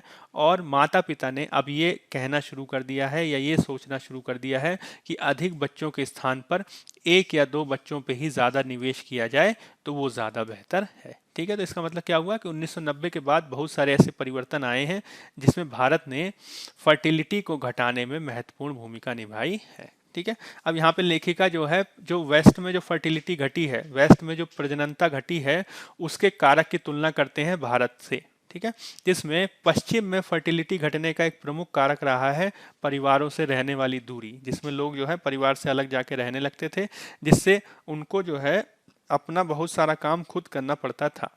तो लेखिका का मत यह है कि भारत में जो फर्टिलिटी है उसने इसके विपरीत रुख को दिखाया है, जिसमें हम एकल परिवारों में वृद्धि देखते हैं और माता पिता द्वारा जो है अपने बच्चों पे अधिक निवेश किया गया है और स्वयं के जीवन पे भी ध्यान दिया गया है, जिसके चलते मनोरंजन सुविधाओं में भी वृद्धि हुई है। इसके अलावा महिलाएं जिस प्रकार से कार्य करने के लिए निकली हैं, कार्यबल में जो उनकी वृद्धि हुई है, वो भी एक बहुत बड़ा फैक्टर है टीएफआर नीचे आने में। ठीक है, तो ये तो बात हो गई कि भारत में किस प्रकार से जो जनसंख्या वृद्धि दर है या टोटल फर्टिलिटी रेट है किस प्रकार से कम आया है, कम हुआ है, और इसके पीछे क्या क्या कारक हैं। लेकिन अगर राजनीति के बारे में बात किया जाए तो परिवर्तनों के बावजूद जो भारतीय राजनीति है वो अभी भी 70s के दशक तक केंद्रित है, जिसमें हाई फर्टिलिटी रेट पर, उच्च प्रजनन दर पर लगातार बहसें होती रहती हैं, विशेषकर यूपी बिहार जैसे राज्यों में। ठीक है, यही कारण है कि इसमें हमें सुधार की आवश्यकता है, जिसमें महिलाओं की शिक्षा, मुस्लिम जैसे जो पिछले वर्ग हैं उन पे ध्यान दिए जाने की ज़रूरत है। जो हमारे हेल्थ और फैमिली वेलफेयर सिस्टम है, जो हमारी स्वास्थ्य दशाएं हैं, उसको बेहतर करने की ज़रूरत है, संस्थागत रूप देने की ज़रूरत है। और जो सेक्सुअल और रिप्रोडक्टिव हेल्थ सर्विसेज हैं, उन तक पहुंच को सरल बनाए जाने की ज़रूरत है। ठीक है, तो ये जो पूरा जो आर्टिकल है ये भारत में फैमिली प्लानिंग पे केंद्रित है, और इसमें भारत में किस प्रकार से प्रगति की है इसको बेहतर ढंग से बताने पे बल दिया गया है। ठीक है, चलिए अब अगला आर्टिकल कर लेते हैं। अगला जो हमारा आर्टिकल है वो पेज नंबर 4 से लिया गया है, और जीएस पेपर 3 सुरक्षा, आंतरिक सुरक्षा, पेपर 3 का जो हिस्सा है वो उसका भाग है। ठीक है, इसमें हुआ क्या है इसका संदर्भ समझ लेते हैं। तो एक संगठन है जिसका नाम है ऑल असम स्टूडेंट यूनियन। इस स्टूडेंट यूनियन के द्वारा एक समझौता हुआ था 1985 में, 1985 में असम एकॉर्ड, या इसे असम समझौता कहते हैं। इसकी एक रिपोर्ट को जो है सार्वजनिक कर दिया गया है। ठीक है, अब इसमें जो है ये सार्वजनिक क्यों किया गया है, तो ऑल असम स्टूडेंट यूनियन का ये आरोप है कि केंद्र सरकार जो है, जो असम समझौता जो 1985 में हुआ था, इसको लागू करने के संदर्भ में गंभीरता पूर्वक काम कर नहीं है। ठीक है, और विशेषकर जो इसका धारा 6 है, इसको जो है लागू करने के लिए काम करे जाने की ज़रूरत है। इसके लिए जो है उन्होंने इस एकॉर्ड की रिपोर्ट को जो है जाहिर कर दिया है। ठीक है, तो ये तो एक पृष्ठभूमि हो गई। यहाँ पे हम देखेंगे कि असम समझौता क्या है, इसको समझने की कोशिश करेंगे। ठीक है, और फिर इसके बाद हम ये देखने की कोशिश करेंगे कि धारा 6 क्या है। ठीक है, क्योंकि असम समझौता लगातार चर्चा में रहता है, और इसका संबंध जो है एनपीआर से भी है, नेशनल पॉपुलेशन रजिस्टर से भी है, और इसके अलावा जो असम में जो पूरा जो मामला चलता रहता है, ठीक है, उससे भी है। ठीक है, इसका संबंध जो है सीएए प्रोटेस्ट से भी लगातार देखा गया है। ठीक है, चलिए तो शुरू करते हैं। असम समझौता क्या है, तो इसको इस तरीके से समझ सकते हैं कि जब 1970s के दशक में इंदिरा गांधी की सरकार द्वारा बांग्लादेश को समर्थन करने के लिए बांग्लादेश को पाकिस्तान से, तत्कालीन पश्चिमी पाकिस्तान से पूर्वी पाकिस्तान को अलग करने के लिए जब आंदोलन की शुरुआत की गई, जब अभियान की शुरुआत की गई, तो पूर्वी पाकिस्तान से यानी बांग्लादेश से लाखों की संख्या में जो लोग हैं वो बांग्लादेश छोड़ के जो है असम की तरफ आ गए। ठीक है, बड़ी संख्या में जो है शरणार्थी 1970 के दशक में जो है असम आए, इलीगल और लीगल रूप से। ठीक है, ऐसा अनुमान लगाया जाता है कि लगभग 10 लाख से ज़्यादा लोग जो है असम में प्रवेश किए। अब इनमें से ज़्यादातर जो लोग हैं वो 1971 में बांग्लादेश के बनने के बाद जो है वापस लौट गए, लेकिन फिर भी बड़ी संख्या में बांग्लादेशी जो हैं असम में ही अवैध रूप से रहने लगे। तो ये जो असम में जो बांग्लादेशी शरणार्थियों की जो समस्या थी, असम में बांग्लादेशी शरणार्थियों की जो समस्या थी, इसने जल्द ही जो है राजनीतिक रूप ले लिया, जिसमें वहाँ के जो मूल निवासी थे, वहाँ के जो लोग थे, उन्हें लगने लगा कि अगर बांग्लादेशी शरणार्थियों की संख्या बढ़ती जाएगी तो ये जो है वहाँ के जो डेमोग्राफी है, जो जनसंख्या है, उसमें महत्वपूर्ण बदलाव ला सकता है। साथ ही अगर इनकी संख्या बढ़कर बहुसंख्या हो गई तो वो असम के संसाधनों पे भी कब्जा कर लेंगे। इससे जो असम के मूल निवासियों की जो भाषा है, जो संस्कृति है, जो राजनीति है, वो पूरी असुरक्षा में पड़ जाएगी। तो जल्द ही इसकी प्रतिक्रिया देखने को मिली, जिसमें 1978 के आसपास बहुत सारे युवा और छात्र संगठनों ने मिलकर आंदोलन करना शुरू कर दिया, जिसमें ऑल असम स्टूडेंट यूनियन और ऑल असम गण संग्राम परिषद, इन दो संगठनों की महत्वपूर्ण भूमिका थी। अब इन्होंने क्या किया, इन्होंने कहा कि भाई 78 के बाद जो है चुनाव होने वाले थे, तो इन्होंने कहा कि विधानसभा चुनाव आप कराने से पहले जो विदेशी घुसपैठ है, इसको जो है आप हल करने की कोशिश करो। आगे चलकर जो है लगातार ये आंदोलन उग्र होता गया और पूरी राजनीतिक अस्थिरता की बात हो गई।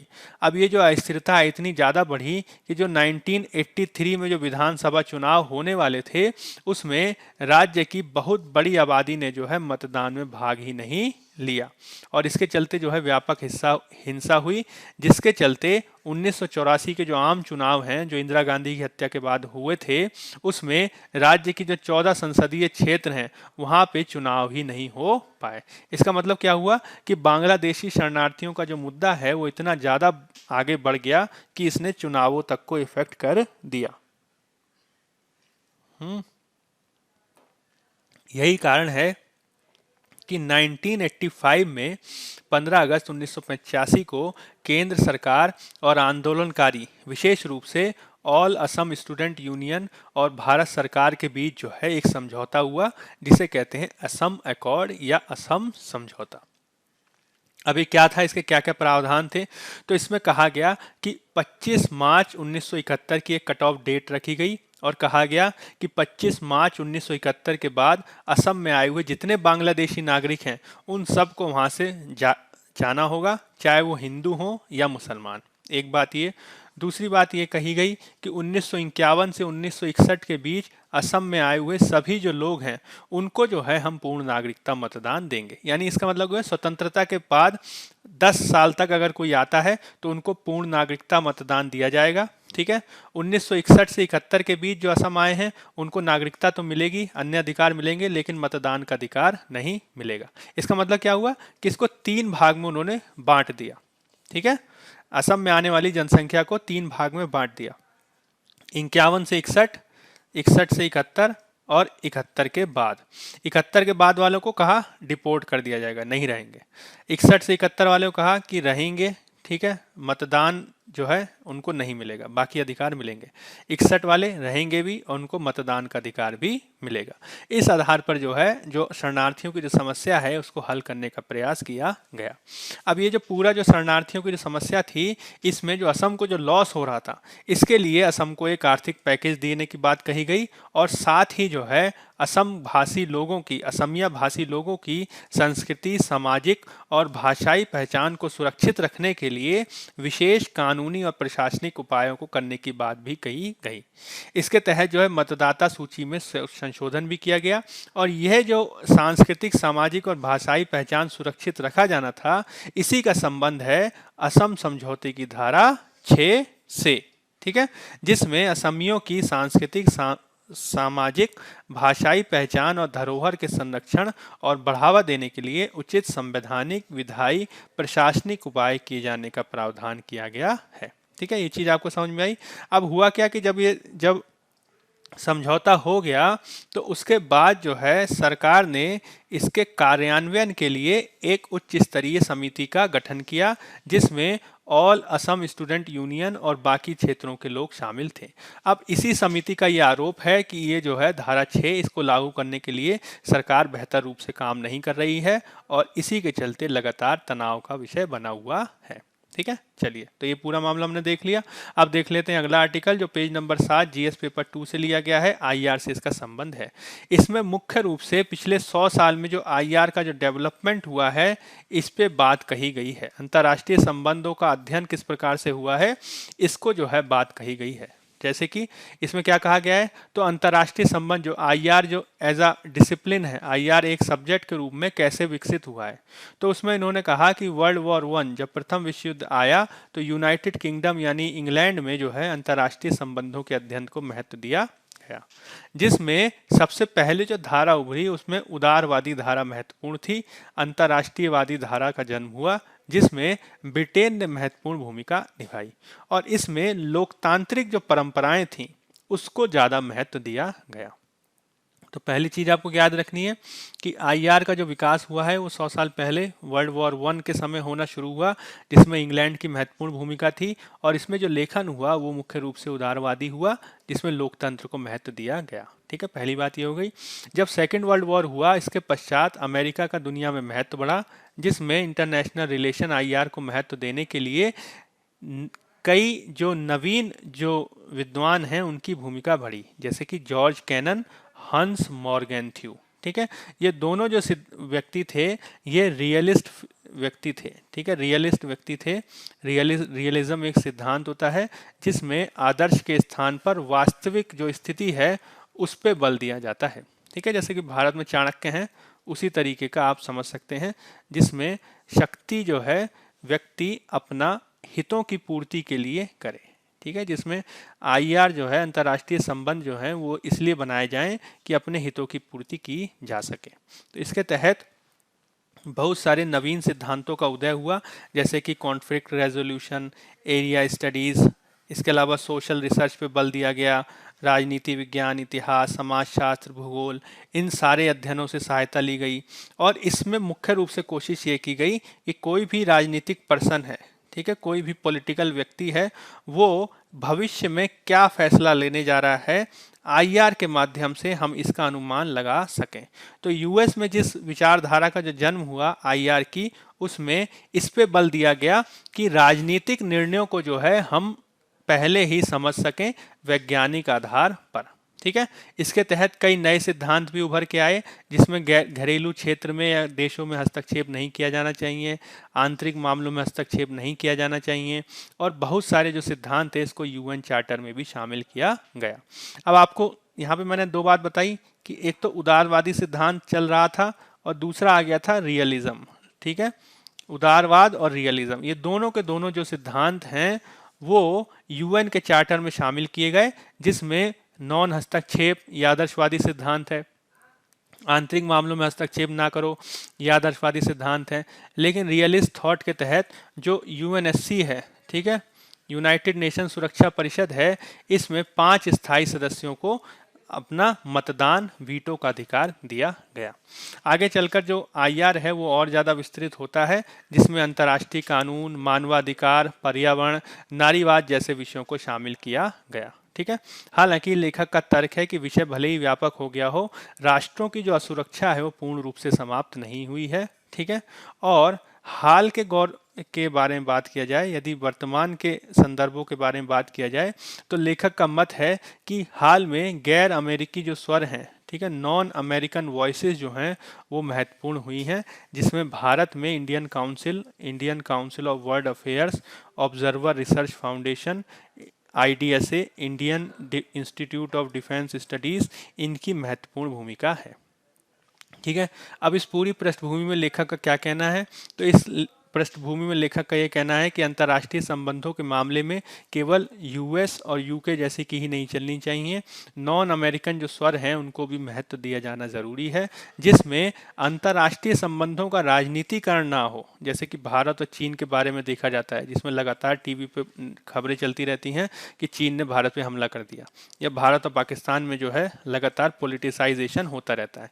तो लेखक का ये मत है कि जो अंतर्राष्ट्रीय संबंधों के जो एक्सपर्ट्स हैं वही अपने मीडिया में मत को प्रस्तुत करें और राजनीतिकरण से बचना चाहिए। यह जो है इस पूरे लेख का सार है। ठीक है, चलिए अब अगली खबर देख लेते हैं। अगली जो खबर है वो, इसको हमने पहले के न्यूज़ में भी कवर किया था, जिसमें जो ग्रांड असेंबली है, जो अफगानिस्तान की जो ग्रांड असेंबली है, ठीक है, जो बड़े लोगों का जो, या इसको कह सकते हैं जैसे कि यूके की जो लॉर्ड सभा होती है, ठीक है, हाउस ऑफ लॉर्ड्स होता है, या भारत की जो राज्यसभा होती है, ठीक है, जिसमें वयोवृद्ध लोग, या फिर वैदिक काल में जो सभा समिति की संकल्पना होती थी, ठीक है, जिसमें वृद्ध लोग जो है मिलके कोई निर्णय लेते थे, उसी तरीके से अफगानिस्तान में एक सभा होती है जिसे कहा जाता है लोया जिरगा। तो लोया जिरगा ने जो है, जो यूएस और तालिबान के मध्य जो वार्ता चली फरवरी मार्च में, और इसके आधार पर जो समझौता हुआ, जिसमें कहा कि 400 लगभग 5000 को छोड़ा जाना है तालिबानी लोगों को, और फिर उसके बाद जो है तालिबान और अफगानिस्तान सरकार के बीच जो वार्ता होने वाली है, इसी के परिप्रेक्ष्य में भारत और अफगानिस्तान के लोगों ने मिल के बातचीत की है, ताकि ये जो पूरी जो प्रक्रिया है वो बेहतर हो सके और अफगानिस्तान में शांति प्रक्रिया को बढ़ावा दिया जा सके। ठीक है, इसमें जो है लोया जिरगा जो है लगभग 500 जो है तालिबानी खूंखार आतंकवादियों को छोड़ने के लिए सहमत हो गई है। हालांकि इसमें शर्त ये रखी गई है कि तालिबान जो है एक पूरा सीज फायर करेगा, अब जो है वो नागरिकों को अपना निशाना बनाना बंद करेगा, और जिन आतंकवादियों को छोड़ा जा रहा है वो दोबारा जो है युद्ध में भाग नहीं लेंगे। ठीक है, इसके अलावा ये आशा की जा रही है कि तालिबान द्वारा जो बहुत सारे भारतीयों को जो कैद कर लिया गया है उनको भी छोड़े जाने की दिशा में प्रगति होगी। ठीक है, तो इसको जो है हम पहले भी काफ़ी कवर कर चुके हैं, तो इसी की दिशा में ये एक आर्टिकल है। ठीक है, चलिए अब अगला आर्टिकल देख लेते हैं। अगला जो आर्टिकल है वो रूस द्वारा वैक्सीन को खोजे जाने के संदर्भ में घोषणा से संबंधित है, जिसमें राष्ट्रपति पुतिन ने जो है ये घोषणा की है कि हमने एक वैक्सीन खोज ली है। ठीक है, अब इसी पृष्ठभूमि में जो है एक एक पैनल बनाया गया है नीति आयोग के मेंबर वीके पॉल की अध्यक्षता में, जो इस बात पे विचार करेगी कि जो वैक्सीन का जो निर्माण हो रहा है या वैक्सीन को खरीदने की दिशा में जो बातें हो रही हैं उसमें कौन कौन से नीतिगत आयाम शामिल हैं। ठीक है, क्योंकि होता क्या है कि जब भी वैक्सीन को बनाने की घोषणा की जाती है या प्राप्त करने की घोषणा की जाती है तो किसको पहले दिया जाए, इसको जो है महत्वपूर्ण रूप से प्रश्न उठता है। साथ ही इसमें जो है समय समय पर वैक्सीन को लेकर राष्ट्रवादिता या जिसको वैक्सीन नेशनलिज्म कहते हैं वो भी उठता रहता है।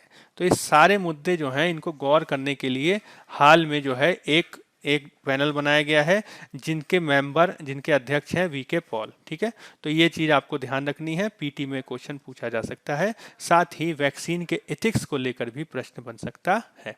ठीक है, इसके अलावा ये वाली जो खबर है ये भी बहुत लंबे समय से चली आ रही है, जिसमें 2015 में भारत सरकार और नागालैंड की एक टेररिस्ट या यूं कह सकते हैं नागालैंड का जो एक चरमपंथी संगठन है National Socialist Council of Nagaland Isak Muivah NSCN-IM, इसके द्वारा जो है लंबे समय तक नागालिम की मांग की जा रही थी और हिंसा की जा रही थी।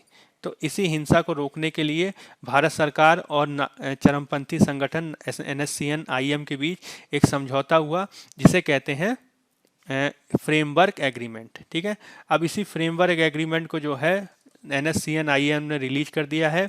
हालांकि वे जो नागालैंड के जो गवर्नर हैं RN रवि उनसे खुश नहीं हैं और वो चाहते हैं कि वो अपना इस्तीफा दे दें। ठीक है, अगर नागा शांति समझौता 2015 के बारे में बात किया जाए तो इसमें जो है कोशिश की गई है कि जो नागालैंड की जो नागालिम की मांग है उसको जो है क्वेल किया जा सके, उसको थोड़ा शांत किया जा सके, और इसमें इस बात को महत्ता दी गई है कि किस प्रकार से जो संप्रभुता होती है वो लोगों में अंतर्निहित होती है। ठीक है, इसमें यह अपेक्षा की जा रही है कि जो ग्रेटर नागालैंड की जो मांग है, ठीक है, जिसमें Nagaland plus Manipur plus Assam plus Manipur Assam इसके साथ जो है म्यांमार के भी बहुत सारे हिस्से शामिल हैं, उसको जो है NSCN जो है छोड़ देगा और संविधान के प्रति निष्ठा व्यक्त करेगा।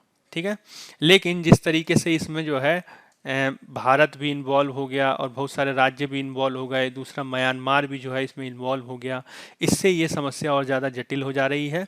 और जबकि जो IM के तहत जो इसाक और मुइवा हैं उसमें मुइवा जो है सबसे सीनियर नेता हैं और इसाक जो है 2016 में मर चुके हैं। ठीक है, इसके अलावा इसमें एक और गुट है NSCN के, ठीक है, खापलांग, जिनका देहांत 2018 में हो गया था। तो कहने की बात क्या है कि 2015 से जो है लगातार कोशिश की जा रही है कि ये जो नागालैंड की जो समस्या है वो सुलझ सके, हालांकि इसमें प्रगति अभी बहुत कम देखी गई है।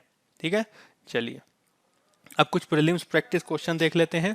पहला क्वेश्चन है, हाल ही में चर्चा में रहा स्पुतनिक 5 है रूस द्वारा विकसित दोहरे उपयोग वाला सैटेलाइट सिस्टम जिसको एंटी सैटेलाइट हथियार के रूप में भी प्रयोग किया जा सकता है।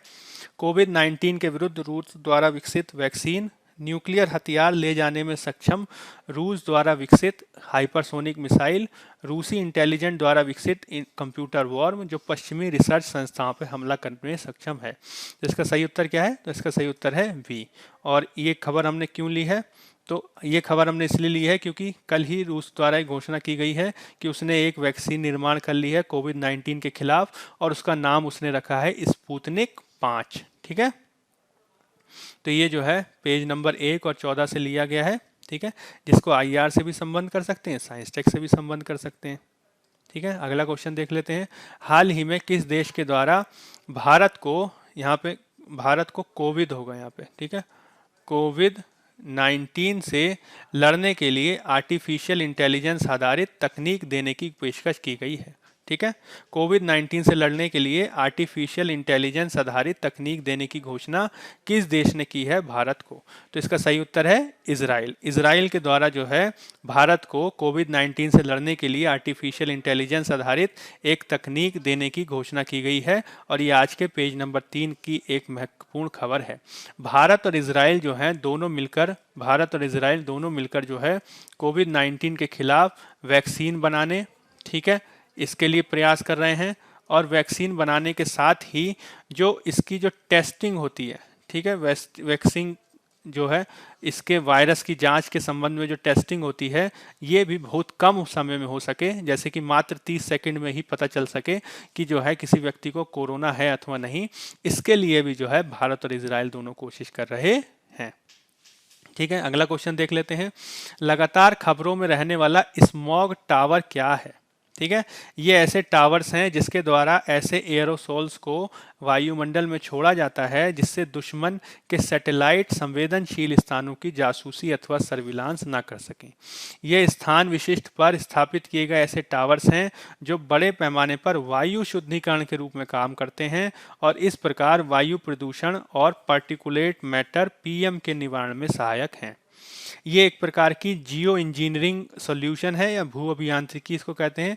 जियो इंजीनियरिंग या भू अभियांत्रिकी समाधान है जिसके माध्यम से वायुमंडल में स्मॉग या स्मोक जैसी परिस्थिति पैदा करके सूर्य की किरणों को विक्षेपित किया जाता है जिससे भूमंडलीय तापन की समस्या का निवारण किया जा सकता है। इसका सही उत्तर हो जाएगा स्मॉक टावर क्या है? तो वायु शुद्धिकरण के रूप में काम करने वाले ऐसे टावर हैं जो वायु प्रदूषण और पार्टिकुलेट मैटर के निवारण में सहायक हैं। ठीक है, ये खबर क्यों ली है? तो पेज नंबर 3 में खबर आई है जिसमें दिल्ली सरकार द्वारा कनॉट प्लेस एरिया में एक स्मोक टावर लगाने के लिए IIT-B से एक समझौता किया गया है। ठीक है, IIT बॉम्बे के साथ एक समझौता हुआ है स्मोक टावर को लगाने के लिए। ठीक है, अगला क्वेश्चन देख लेते हैं। निम्नलिखित कथनों में से सत्य कथन या कथनों की पहचान करें। HTT-40 एक एडवांस 5वीं पीढ़ी का फाइटर जेट है जिसका भारत में स्वदेशी रूप से विकास किया गया है। HTT-40 का निर्माण हिंदुस्तान एयरोनॉटिक्स लिमिटेड द्वारा इंडियन एयरफोर्स भारतीय वायुसेना के लिए किया गया है। हाल ही में डिफेंस एक्विजिशन काउंसिल के द्वारा HTT-106 HTT-40 एयरक्राफ्ट को वायुसेना के लिए खरीदने के संदर्भ में मंजूरी दी गई है। ठीक है, तो इसमें जो है केवल 2 और 3 कथन सही हैं, पहला गलत है। पहला क्यों गलत है? तो HTT-40 एडवांस 5वीं पीढ़ी का फाइटर जेट ना होके ये क्या है? तो देखिए चित्र में दे रखा है, ये जो है एक ट्रेनर एयरक्राफ्ट है। ठीक है, जिसमें वायुयान के जो कर्मी होते हैं वो ट्रेनिंग लेते हैं। ठीक है, उसका पूरा नाम क्या है? Hindustan turbo trainer 40 aircraft. HTT Hindustan turbo trainer 40 aircraft जो एक ट्रेनर एयरक्राफ्ट है और 106 ऐसे एयरक्राफ्ट को खरीदने के लिए हॉल जिसने इसको विकसित किया है हिंदुस्तान एयरोनॉटिक्स लिमिटेड, इससे जो है DAC ने मंजूरी दी है। डिफेंस एक्विजिशन काउंसिल जो रक्षा खरीद को देखने के लिए एक निकाय है और रक्षा मंत्री इसके अध्यक्ष होते हैं। ठीक है, चलिए अगला क्वेश्चन देख लेते हैं। हाल ही में दिवंगत राहत इंदौरी का संबंध निम्नलिखित में से किस क्षेत्र से है? तो इसमें राहत इंदौरी क्या है? महत्वपूर्ण उर्दू कवि हैं जिनका अभी कल ही निधन हुआ है। ठीक है, पेज नंबर 11 से खबर ली गई है और ये भी प्रश्न पूछा जा सकता है। ठीक है, चलिए अब एक लास्ट ईयर का क्वेश्चन कर लेते हैं। UPSC का लास्ट ईयर का क्वेश्चन कर लेते हैं 2015 का। भारत में मुद्रास्फीति के संदर्भ में निम्नलिखित में से कौन सा कथन सत्य है? भारत में मुद्रास्फीति का नियंत्रण केवल भारत सरकार की जिम्मेदारी है। मुद्रास्फीति के नियंत्रण में RBI यानी रिजर्व बैंक ऑफ इंडिया की कोई भूमिका नहीं है। मुद्रा प्रसार में कमी मुद्रास्फीति के नियंत्रण में सहायक है। मुद्रा प्रसार में वृद्धि मुद्रास्फीति के नियंत्रण में सहायक है। ठीक है, तो मुद्रास्फीति यानी महंगाई, इसमें 2 बातें आपको याद रखनी है कि महंगाई को नियंत्रण करने में सरकार की भी भूमिका होती है और RBI की तो महत्वपूर्ण भूमिका होती ही है। इसका मतलब हुआ कि A और B तो गलत हो गया। अब दूसरा, महंगाई क्यों होती है? तो महंगाई भाई मुख्य रूप से इसलिए होती है कि लोगों के हाथ में ज़्यादा पैसा होता है। ठीक है, लोगों के हाथ में ज़्यादा पैसा तो लोग ज़्यादा मांग करते हैं, इससे चीज़ें जो हैं महंगी हो जाती हैं। तो इसका मतलब क्या हुआ कि अगर लोगों के हाथ से पैसा ले लिया जाए यानी मुद्रा प्रसार में कमी कर दी जाए तो मुद्रास्फीति का नियंत्रण हो सकता है। इसका मतलब C इसका आंसर हो जाएगा। ठीक है। चलिए अब कुछ मेंस प्रैक्टिस क्वेश्चन कर लेते हैं। तो भारत में अभी भी ये घोषणा किया जाना कि संवैधानिक पंथ निरपेक्षता सेक्युलरिज्म का पूर्ण अंत हो चुका है एक प्रीमेच्योर असामयिक तथ्य है। चर्चा करें। 250 शब्द 15 अंक। हाल ही में विभिन्न अंतर्राष्ट्रीय संगठनों द्वारा भारत में जनसंख्या वृद्धि के अनुमानों की पृष्ठभूमि में स्पष्ट करें कि भारत में कुल प्रजनन दर यानी टोटल फर्टिलिटी रेट घटने के पीछे किन कारकों की महत्वपूर्ण भूमिका रही है। 250 शब्द 15 अंक में आपको बताना है। ठीक है। तो ये तो जो हमने आर्टिकल डिस्कस किया उसी के आधार पर बताएंगे, जिसमें संवैधानिक पंथ निरपेक्षता के बारे में आप थोड़ा बता देंगे और फिर उसके बाद बताएंगे कि किस प्रकार से भारत में जो राजनीति है वो संवैधानिक पंथ निरपेक्षता को जो है नकारात्मक रूप से प्रभावित कर रही है। हालांकि इसके बावजूद जो भारत की जो बहुलतावादी जो संस्कृति है वो जो है संवैधानिक संस्कृति जो संवैधानिक पंथ निरपेक्षता है उसको आसानी से जो है झटका लगने नहीं देगी। ठीक है। इसके बाद फिर आप जो है ये दूसरा जो क्वेश्चन है जिसमें IHME ने जो आकलन की हैं जनसंख्या वृद्धि के, UN के जो जनसंख्या वृद्धि के अनुमान है वो आप बता देंगे। फिर आप बताएंगे किस प्रकार से जो प्रजनन दर घट रही है उसमें जो फैमिली प्लानिंग प्रोग्राम्स है उनकी क्या भूमिका रही है, नसबंदी वगैरह क्या भूमिका रही है।